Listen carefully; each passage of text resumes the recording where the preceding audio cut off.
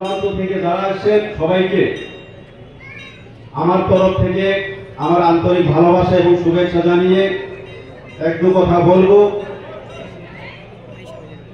আমি জানতে পারলাম ঠিক এটা আমার অ্যাসেম্বলি কনস্টিটিউয়েন্সি, এবং আমরা যখন ভেতরে বসে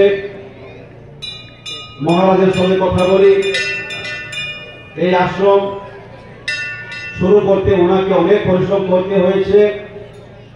2000 থেকে স্ট্রাগল, এবং 2001 থেকে শুরু করে আজ 2025 প্রায় 24 থেকে 25 বছর ধরে টানা ওনার যে সংগ্রাম, ওনার যে কষ্টের ফল আজকে আমরা দেখতে পেলাম। তাই মহারাজকে অসংখ্য ধন্যবাদ।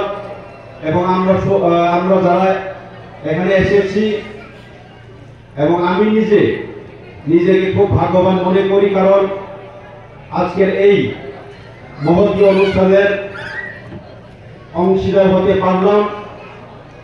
এবং এই ধর্মের প্রচারের সাথে সাথে ওনার যে শিক্ষা দিক দিয়ে ওনার যে একটা দৃষ্টিভঙ্গি, সেটাও কিন্তু উনি অনবরত চালিয়ে যাচ্ছেন। সেটা ছোট ব্যাপার নয়। অনেক কঠিন কাজ, মন্দির এবং পূজার কাজ চলাকালীন আরো সেটা অনেক বড়, আমরা বড় একটা কি বলবো, একটা